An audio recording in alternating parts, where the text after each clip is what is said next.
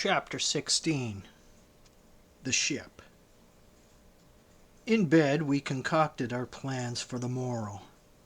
But to my surprise and no small concern, Queequeg now gave me to understand that he had been diligently consulting Yojo, the name of his black little god. And Yojo had told him 2 or 3 times over, and strongly insisted upon it every day, that instead of our going together among the whaling fleet in harbor and in concert selecting our craft, instead of this, I say, Yojo earnestly enjoined that the selection of the ship should rest wholly with me, inasmuch as Yojo purposed befriending us, and in order to do so had already pitched upon a vessel which, if left to myself, I, Ishmael, should infallibly light upon for all the world as though it had turned out by chance, and that vessel I must immediately ship myself for the present, irrespective of Queequeg. I have forgotten to mention that in many things Queequeg placed great confidence in the excellence of Yojo's judgment and surprising forecast of things, and cherished Yojo with considerable esteem as a rather good sort of god, who perhaps meant well enough upon the whole, but in all cases did not succeed in his benevolent designs. Now, this plan of Queequeg's, or rather Yojo's, touching the selection of our craft, I did not like that plan at all. I had not a little relied upon Queequeg's sagacity to point out the whaler best fitted to carry us and our fortunes securely. But as all my remonstrances produced no effect upon Queequeg, I was obliged to acquiesce, and accordingly prepared to set about this business with a determined rushing sort of energy and vigor, that should quickly settle that trifling little affair. Next morning, early leaving Queequeg shut up with Yojo in our little bedroom, for it seemed that it was some sort of Lent or Ramadan or day of fasting, humiliation, and prayer with Queequeg and Yojo that day. How it was I never could find out, for though I applied myself to it several times, I never could master his liturgies and XXXIX articles. Leaving Queequeg then fasting on his tomahawk pipe, and Yojo warming himself at his sacrificial fire of shavings, I sallied out among the shipping. After much prolonged sauntering and many random inquiries, I learnt that there were 3 ships up for 3 years' voyages: the Devil Dam, the Tit-Bit, and the Pequod. Devil Dam I do not know the origin of. Tit-Bit is obvious. Pequod, you will no doubt remember, was the name of the celebrated tribe of Massachusetts, Indians now extinct as the ancient Medes. I peered and pried about the Devil Dam. From her, hopped over to the Tit-Bit, and finally, going on board the Pequod, looked around her for a moment and then decided that this was the very ship for us. You may have seen many a quaint craft in your day. For aught I know, square-toed luggers, mountainous Japanese junks, butter-box galliots, and what not, but take my word for it, you never saw such a rare old craft as the same rare old Pequod. She was a ship of the old school, rather small, if anything, with an old-fashioned claw-footed look about her, long-seasoned and weather-stained in the typhoons and calms of all 4 oceans. Her old hull's complexion was darkened like a French grenadier's, who has alike fought in Egypt and Siberia. Her venerable bows looked bearded. Her mast, cut somewhere on the coast of Japan, where her original ones were lost overboard in a gale. Her mast stood stiffly up like the spines of 3 old kings of Cologne. Her ancient decks were worn and wrinkled, like the pilgrim worshipped flagstone in Canterbury Cathedral, where Becket bled. But to all these her old antiquities were added new and marvelous features pertaining to the wild business that for more than half a century she had followed.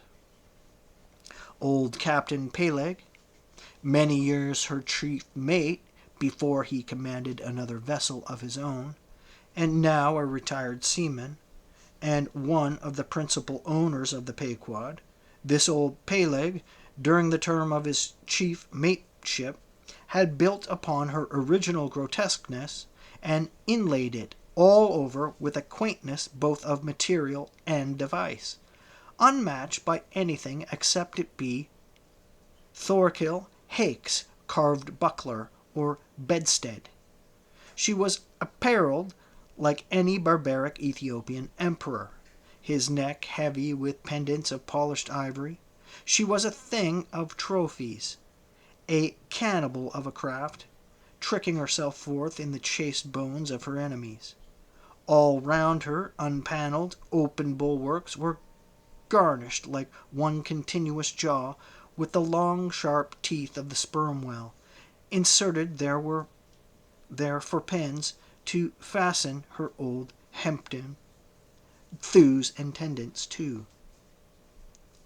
Those ran not through base blocks of land wood, but deftly travelled over sheaths of sea ivory. Scorning a turnstile wheel at her reverend helm, she sported there a tiller, and that tiller was in one mass curiously carved from the long, narrow lower jaw of her hereditary foe. The helmsman, who steered by that tiller in a tempest, felt like the Tartar when he holds back his fiery steed by clutching its jaw. A noble craft, but somehow a most melancholy. All noble things are touched with that. Now, when I looked about the quarter-deck for someone having authority in order to propose myself as a candidate for the voyage, at first I saw nobody, but I could not well overlook a strange sort of tent, or rather a wigwam, pitched a little behind the main mast. It seemed only a temporary erection used in port. It was of conical shape, some 10 feet high, consisting of the long, huge slabs of limber black bone taken from the middle and highest part of the jaws of the right whale. Planted with their broad ends on the deck, a circle of these slabs laced together, mutually sloped towards each other, and at the apex united in a tufted point, where the loose, hairy fibers waved to and fro like the topknot of some old Potawatomi Sachems head. A triangular opening faced towards the bows of the ship, so that the insider commanded a complete view forward. And half concealed in this queer tenement, I at length found one who by his aspect seemed to have authority, and who, it being noon, and the ship's work suspended, was now enjoying respite from the burden of command. He was seated on old-fashioned oaken chair, wriggling all over with curious carving, and the bottom of which was formed of a stout interlacing of the same elastic stuff of which the wigwam was constructed. There was nothing so particularly, perhaps, about the appearance of the elderly man I saw. He was brown and brawny, like most old seamen, and heavily rolled up in blue pilot cloth cut in the Quaker style. Only there was a fine and almost microscopic network of the minutest wrinkles interlacing round his eyes, which must have arisen from his continual sailings in many hard gales, and always looking to windward. For this causes the muscles about the eyes to become pursed together. Such eye wrinkles are very effectual in a scowl. "Is this the captain of the Pequod?" said I, advancing to the door of the tent. "Supposing it be the captain of the Pequod, "What dost thou want of him?" he demanded. "I was thinking of shipping. Thou was thou? I see thou art no Nantucketer. Ever been in a stove boat?" "No, sir, I never have." "Dost thou know nothing at all about whaling, I dare say, eh?" "Nothing, sir, but I have no doubt I shall soon learn. I've been several voyages in the merchant service, and I think that—" "Merchant service be damned! Talk not that lingo to me. Dost thou? Dost see that leg? I'll take that leg away from the stern if ever thou talkest of the merchant service to me again. Merchant service, indeed! I suppose now you feel considerable proud of having served in those merchant ships. But flukes, man, what makes thee want to go a whaling, eh? It looks a little suspicious, don't it, eh? Hast not been a pirate, hast thou? Didst not rob thy last captain, didst thou? Dost not think of murdering the officers when thou gettest to sea?" I protested my innocence of these things. I saw that under the mask of these half-humorous innuendos, this old seaman, as an insulated Quakerish Nantucketer, was full of his insular prejudices, and rather distrustful of all aliens, unless they hailed from Cape Cod or the Vineyard. "But what takes thee a whaling? I want to know that before I think of shipping ye." "Well, sir, I want to see what whaling is. I want to see the world." "Want to see what whaling is, eh? Have ye clapped eye on Captain Ahab?" "Who is Ahab, sir?" "Aye, I thought so. Captain Ahab is the captain of this ship." "I am mistaken, then. I thought I was speaking to the captain himself." "Thou art speaking to Captain Peleg. That's who ye are speaking to, young man. It belongs to me and Captain Bildad to see the Pequod fitted out for the voyage and supplied with all her needs, including crew. We are part owners and agents. But as I was going to say, if thou wantest to know what whaling is, as thou tellest ye do, I can put ye in a way of finding it out before ye bind yourself to it. Past backing out. Clap eye on Captain Ahab, young man, and thou wilt find that he has only one leg." "What do you mean, sir? Was the other one lost by a whale?" "Lost by a whale. Young man, come nearer to me. It was devoured, chewed up, crunched by the monstrous parmaceti that ever chipped a boat. Ah! I was a little alarmed by his energy, perhaps also a little touched at the hearty grief in his concluding examination, but said as calmly as I could, "What you say is no doubt true enough, sir, but how could I know there was any peculiar ferocity in that particular whale, though indeed I might have inferred as much from the simple fact of the accident." "Look ye now, young man, thy lungs are sort of soft, d'ye see? Thou dost not talk shark a bit. Sure ye've been to sea before, now sure of that?" "Sir," said I thought I told you that I had been 4 voyages in the merchant—" "Hard down out of that! Mind what I said about the merchant service. Don't aggravate me. I won't have it. But let us understand each other. I have given thee a hint about what whaling is. Do ye yet feel inclined for it?" "I do, sir." "Very good. Now art thou a man to pitch a harpoon down a live whale's throat and then jump after it? Answer quick." "I am, sir, if it should be positively indispensable to do so. Not to be got rid of, that is, which I don't take to be the fact." "Good again. Now then, thou not only wantest to go a whaling to find out by experience what whaling is, but ye also want to go in order to see the world. Was not that what ye said?" "I thought so." "Well then, just step forward there and take a peep over the weather brow, and then back to me and tell me what you see there."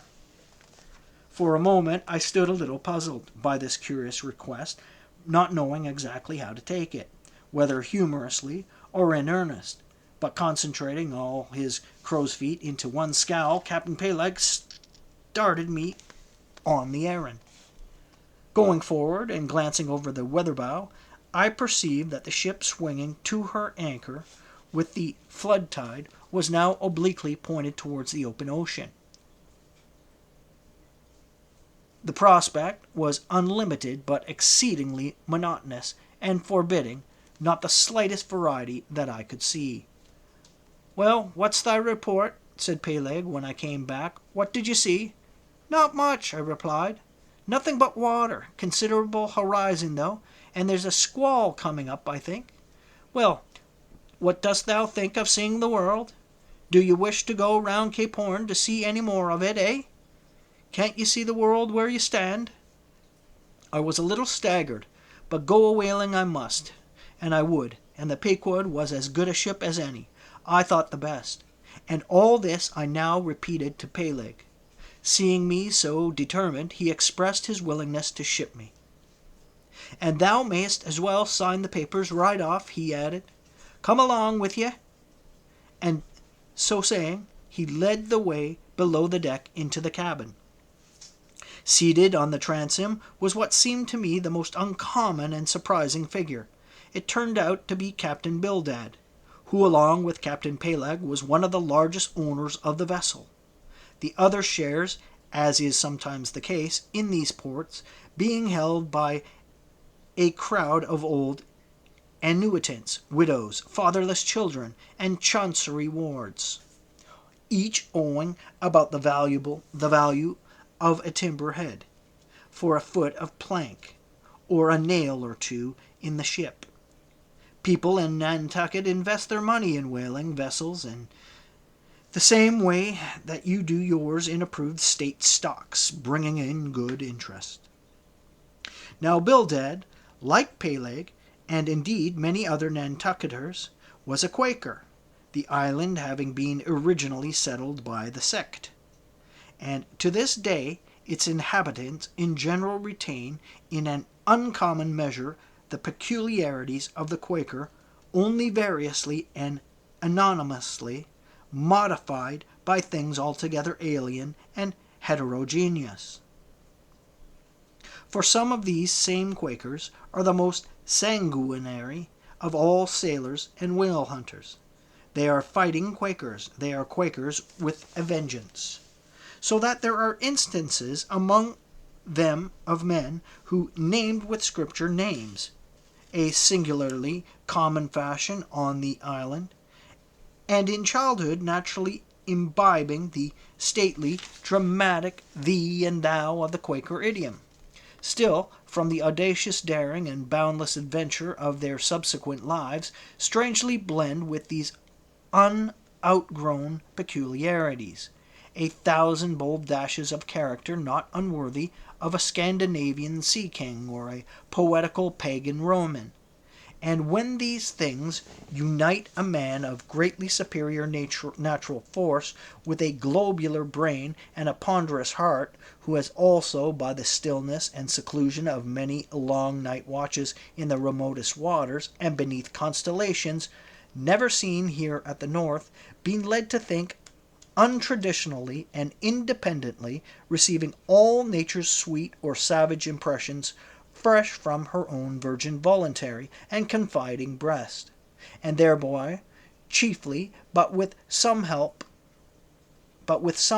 from accidental advantages, to learn a bold and nervous lofty language, that man makes one in a whole nation's census. A mighty pageant creature, formed for noble tragedies, nor will it at all detract from him dramatically regarded if either by birth or other circumstances we have what seems a half-wilful overruling morbidness at the bottom of his nature. For all men tragically great are made so through a certain morbidness. Be sure of this, O young ambition, all mortal greatness is but disease. But as yet we have not to do with such an one, but with quite another, and still a man, who, if indeed peculiar, if only results again from another phase of the Quaker, modified by individual circumstances. Like Captain Peleg, Captain Bildad was a well-to-do retired whaleman, but unlike Captain Peleg, who cared not a rush for what are called serious things, and indeed deemed those self-same serious things the veriest of all trifles, Captain Bildad had not only been originally educated according to the strictest sect of Nantucket Quakerism, but all his subsequent ocean life, and the sight of many unclad, lovely island creatures round the Horn, all that had not moved his native-born Quaker one single jot, had not so much as altered one angle of his vest. Still, for all his immutableness, was there some lack of common consistency about worthy Captain Bildad.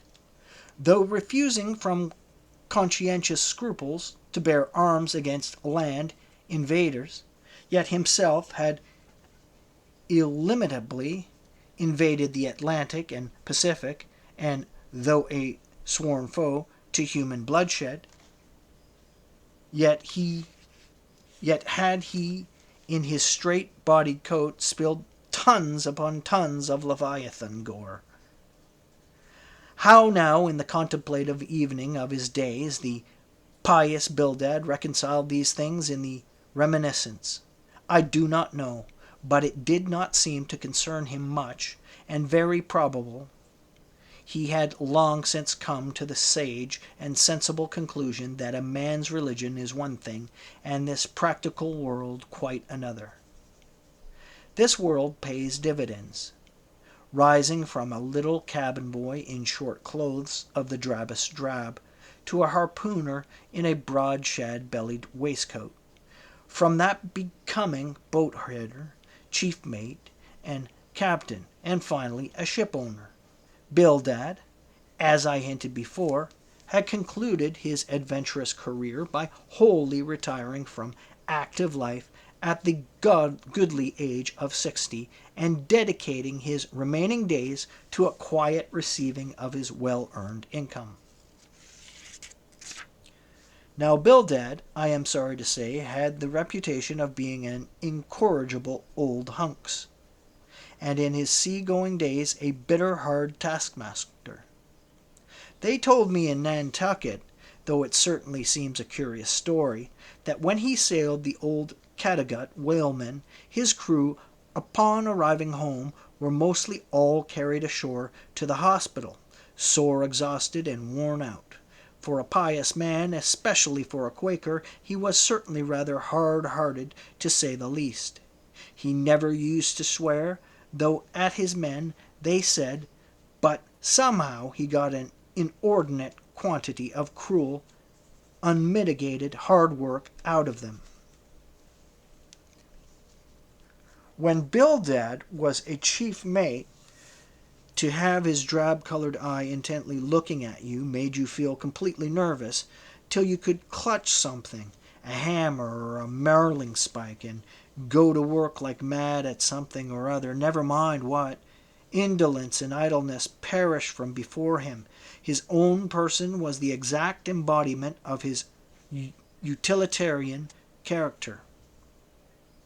On his long, gaunt body he carried no spare flesh, no superfluous beard, his chin having a soft, economical nap to it, like the worn nap of his broad-brimmed hat. Such, then, was the person I saw seated on the transom when I followed Captain Peleg down into the cabin. The space between the decks was small, and there, bolt upright, sat old Bildad, who always sat so, and never leaned, and this to save his coat-tails. His broad brim was placed beside him, his legs were stiffly crossed, his drab vesture was buttoned up to the chin, and spectacles on his nose. He seemed absorbed in reading from a ponderous volume. "Bildad," cried Peleg. "At it again, Bildad, eh? Ye have been studying those scriptures now for the last 30 years, to my certain knowledge. How far ye got, Bildad?" As if long habituated to some profane talk from his old shipmate, Bildad, without noticing his present irreverence, quietly looked up, and seeing me, glanced again inquiringly towards Peleg. "He says he's our man, Bildad," said Peleg. "He wants to ship, dost thee?" said Bildad, in a hollow tone, and turning round to me. "I dust," said I unconsciously. He was so intense, a Quaker. "What do you think of him, Bildad?" said Peleg. "He'll do," said Bildad, eyeing me, and then went on spelling away at his book, in a mumbling tone quite audible.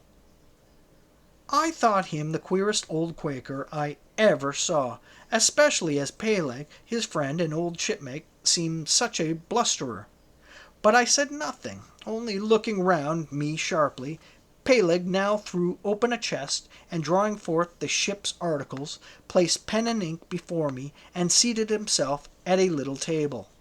I began to think it was high time to settle with myself at what terms I would be willing to engage for the voyage.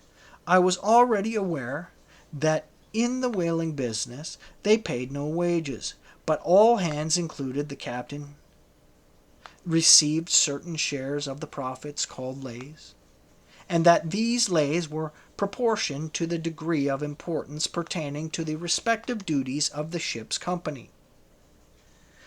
I was also aware that being a green hand at whaling, my own lay would not be very large, but considering that I was used to the sea, could steer a ship, splice a rope, and all that, I made no doubt that from all I had heard I should be offered at least the 275th lay, that is, the 275th part of the clear net proceeds of the voyage, whatever that might eventually amount to. And though the 275th lay was what they call a rather long day, yet it was better than nothing, and if we had a lucky voyage, might pretty nearly pay for the clothing I would wear out on it, not to speak of my 3 years' beef and board, for which I would not have to pay 1 stiver. It might be thought that this was a poor way to accumulate a princely fortune, and so it was, a very poor way indeed. But I am one of those that never take on about princely fortunes, and am quite content if the world is ready to board and lodge me, while I am putting up at this grim sign of the thundercloud. Upon the whole, I thought that the 275th lay would be about the fair thing, but would not have been surprised had I been offered the 200th, considering I was of a broad-shouldered make. But one thing, nevertheless, that made me a little distrustful about receiving a generous share of the profits was this. Ashore, I had heard something of both Captain Peleg and his unaccountable old crony Bildad. Now that they, being the principal proprietors of the Pequod, therefore the other and more inconsiderable and scattered owners, left nearly the whole management of the ship's affair to these two. And I did not know but what the stingy old Bildad might have a mighty deal to say about shipping hands, especially as I now found him on board the Pequod, quite at home there in the cabin, and reading his Bible as if at his own fireside. Now while Bildad, to my small surprise, considering that he was such an interested party in the proceedings, Bildad never heeded us, but went on mumbling to himself out of his book. Lay not up for yourselves treasures upon earth, where Well, Captain Bildad, interrupted Peleg, what do you say? What lay shall we give this young man? Thou knowest best, was the sepulchral reply. The 707th would be too much, would it? Where moth and rust do corrupt but lay? Lay indeed, thought I, and such a lay. The 777th? Well, old Bildad, you are determined that I, for one, shall not lay up many lays here before where moth and rust do corrupt. It was an exceedingly long lay, that indeed, and though from the magnitude of the figure it might at first deceive a landsman, yet the slightest consideration will show that though 777 is a pretty large number, yet when you come to make a tenth of it, you will then see, I say, that the 777th part of a farthing is a good deal less than 777 gold doubloons, and so I thought at the time. Why, blast your eyes, Bildad, cried Peleg, thou dost not want to swindle this young man. He must have more than that. 777th again, said Bildad, without lifting his eyes, and then went on mumbling. For where your treasure is, there will your heart be also. I'm going to put him down for 300th, said Peleg. Do you hear that, Bildad? The 300th lay, I say. Bildad laid down his book, and turning solemnly towards him, said, Captain Peleg, thou hast a generous heart, but thou must consider the duty thou owest to the other owners of this ship, widows and orphans, many of them, and that if we too abundantly reward the labors of this young man, we may be taking the bread from those widows and those orphans. The 777th lay, Captain Peleg. Thou, Bildad, roared Peleg, starting up and clattering about the cabin. Blast ye, Captain Bildad, if I had followed thy advice in these matters, I would afore now had a conscience to lug about that would be heavy enough to founder the largest ship that ever sailed round Cape Horn. Captain Peleg, said Bildad steadily, thy conscience may be drawing 10 inches of water, or 10 fathoms, I can't tell, but as thou art still an impenitent man, Captain Peleg, I greatly fear lest thy conscience be but a leaky one, and will in the end sink thee foundering down to the fiery pit, Captain Peleg. Fiery pit? Fiery pit? Ye insult me, man. Past all natural bearing, ye insult me. It's an all-fired outrage to tell any human creature that he's bound to hell. Flukes and flames. Bildad, say that again to me, and start my soul bolts, but I'll swallow a live goat with all his hair and horns on. Out of the cabin, ye canting, drab-colored son of a wooden gun, a straight wake with ye. As he thundered out this, he made a rush at Bildad, but with a marvelous oblique sliding celerity, Bildad, for that time, eluded him. Alarmed at the terrible outburst between the two principal and responsible owners of the ship, and feeling half a mind to give up all idea of sailing in a vessel so questionably owned and temporarily commanded, I stepped aside from the door to give egress to Bildad, who I made no doubt was all eagerness to vanish from before the awakened wrath of Peleg. But to my astonishment, he sat down again on the transom very quietly, and seemed to have not the slightest intention of withdrawing. He seemed quite used to the impenitent Peleg and his ways. As for Peleg, after letting off his rage, as he had, there seemed no more left in him, and he, too, sat down like a lamb, though he twitched a little, as if still nervously agitated. "Whew!" he whistled at last.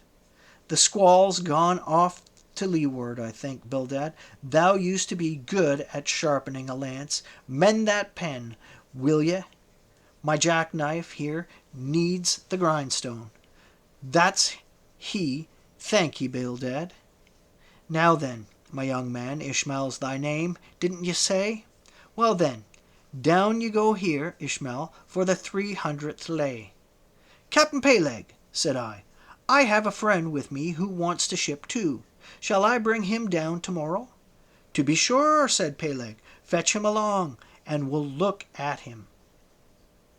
"What lay does he want?" groaned Bildad, glancing from the book in which he had again been burying himself. "Oh, never thee mind about that, Bildad," said Peleg. "Has he ever whaled, if any?" turning to me. "Killed more whales than I can count, Captain Peleg." "Well, bring him along, then." And after signing the papers off, I went, nothing doubting but that I had done a good morning's work, and that the Pequod was the identical ship that Yojo had provided to carry Queequeg and me round the Cape. But I had not proceeded far when I began to bethink me that the captain with whom I was to sail yet remained unseen by me, though indeed in many cases a whale ship will be completely fitted out, and receive all her crew on board ere the captain makes himself visible by arriving to take command. For sometimes these voyages are so prolonged, and the shore intervals at home so exceedingly brief, that if the captain have a family or any absorbing concernment of that sort, he does not trouble himself about his ship in port, but leaves her to the owners till all is ready for sea.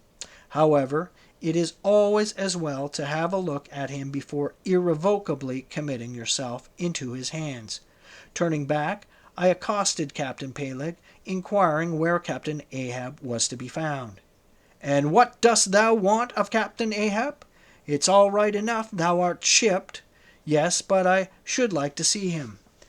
"But I don't think thou wilt be able to at present. I don't know exactly what's the matter with him, but he keeps close inside the house, a sort of sick, and yet he don't look so. In fact, he ain't sick, but no, he isn't well either. Anyhow, young man, he won't always see me, so I don't suppose he will see thee.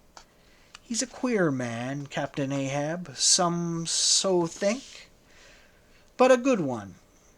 Oh, thou it like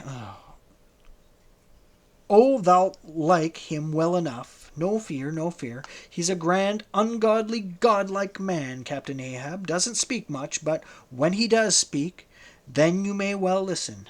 Mark ye, he forewarned, Ahab's above the common. Ahab's been in colleges as well as 'mong the cannibals, being used to deeper wonders than the waves, fixed his fiery lance in mightier stranger foes than whales. His lance, aye, the keenest and the surest that out of all our isle. Oh, he ain't Captain Bildad, no, and he ain't Captain Peleg. He's Ahab, boy, and Ahab of old, thou knowest, was a crowned king, and a very vile one. When that wicked king was slain, the dogs did they not lick his blood? Come hither to me, hither, hither, said Peleg, with a significance in his eye that almost startled me. Look ye, lad, never say that name on board the Pequod. Never say it anywhere. Captain Ahab did not name himself. 'Twas a foolish, ignorant whim of his crazy widowed mother, who died when he was only a 12-month old. And yet the old squaw, Tistig, at Gayhead, said that the name would somehow prove prophetic, and perhaps other fools like her may tell thee the same. I wish to warn thee, It's a lie. I know Captain Ahab well. I've sailed with him as mate years ago. I know what he is. A good man, not a pious good man like Bildad, but a swearing good man, something like me. Only there's a good deal more of him. Aye, aye, I know that he was never very jolly, and I know that on the passage home he was a little out of his mind for a spell, but it was the sharp shooting pains in his bleeding stump that brought that about, as anyone might see. I know, too, that ever since he lost his leg last voyage by the accursed whale, he's been a kind of moody, desperate moody, and savage sometimes, but that will pass off. And once for all, let me tell you thee, and assure thee, young man, it's better to sail with a moody good captain than a laughing bad one. So good-bye to thee, and wrong not Captain Ahab, because he happens to have a wicked name. Besides, my boy, he has a wife, not 3 voyages wedded, a sweet, resigned girl. Think of that. By that sweet girl the old man has a child. Hold ye then there can be any utter hopeless harm in Ahab? No, no, my lad, stricken, blasted if he be, Ahab has his humanities. As I walked away, I was full of thoughtfulness. What had been incidentally revealed to me of Captain Ahab filled me with a certain wild vagueness of painfulness concerning him, and somehow, at the same time, I felt a sympathy and a sorrow for him, but for I don't know what, unless it was the cruel loss of his leg. And yet I also felt a strange awe of him, but that sort of awe, which I cannot at all describe, was not exactly awe. I do not know what it was, but I felt it, and it did not disincline me towards him, though I felt impatience at what seemed like mystery in him, so imperfectly as he was known to me then. However, my thoughts were at length carried in other directions, so that for the present dark Ahab slipped my mind.